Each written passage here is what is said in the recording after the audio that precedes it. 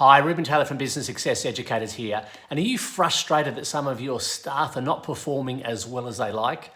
Well, I'll ask you, when was the last time you sat down and did a performance review with them?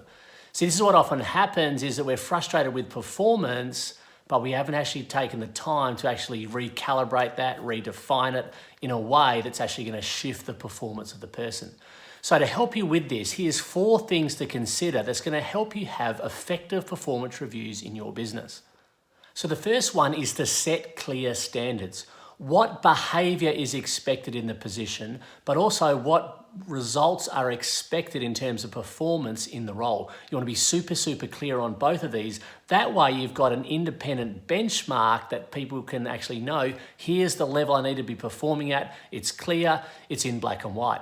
I recommend putting these into a job description and get both parties to sign off on it when they start in the business, or if you haven't done that when they started, then use the next performance review to actually define that and agree the level of performance that there's very clear standards set for each individual in your business. The second thing to have an effective performance review is to be prepared.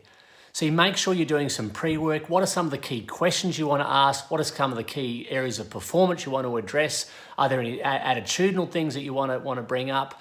But not only for you to prepare, but have the person doing the performance review to prepare as well. You know, that they're going to come with questions. They're going to come and review their own performance. In fact, there's a tool that we give our clients, and if you'd like a copy of that, just be sure to reach out. But it's just what we call the performance review pre-work, and it has someone work out, okay, what do I need to do to prepare well for a performance review? The third area is to formalize your review. So actually document, write down what gets talked about, what gets said, what gets agreed. Have a review process where you're regularly reviewing the performance of everyone on your team. See, too often it happens ad hoc, too often it doesn't happen enough. Set a clear rhythm of what's going to work in your business. It could be quarterly or at least 6 monthly, depending on how long people have been around. It's probably the frequency that you need to run, and then you can maybe scale it back down to 6 months or even annual. But the thing is the more people are getting feedback on the performance, the more corrections they can make, the more difference you can make, changes in behavior, changes in performance. And so I'm the believer that you want to be giving performance reviews regularly enough so that people can actually make the changes that they need to make. And the final one is to have a clear action plan. Make sure there's an action plan that's in writing. Anything that's going to be agreed by your employee, are they going to be changing or working on areas of their behavior, or is there training they need to do that's going to improve their performance? Is there any support that you need to be doing as the business owner that's going to help them do their job effectively? It's about agreeing an action plan, taking the action, and then at the next performance review, you're able to see, did those actions, did those commitments actually lead to a shift in performance? And if they do, which if you've done them well and they should, well, great, then we can start to take it to the next level. And if not, it gives you a chance to correct again until the behavior is lined up in the way it needs to for the business.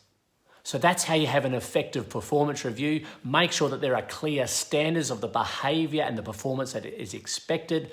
Second one is to be prepared, do pre-work before the review so you exactly know what you're going to be talking about.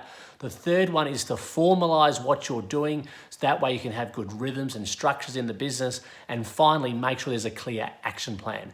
That way you're going to improve productivity, you're going to improve efficiency, and people are going to be a lot more happier being around the business and being part of the team that you've built as part of your business. So thanks for taking the time to watch this video, and I'll catch you in another video soon. Bye for now.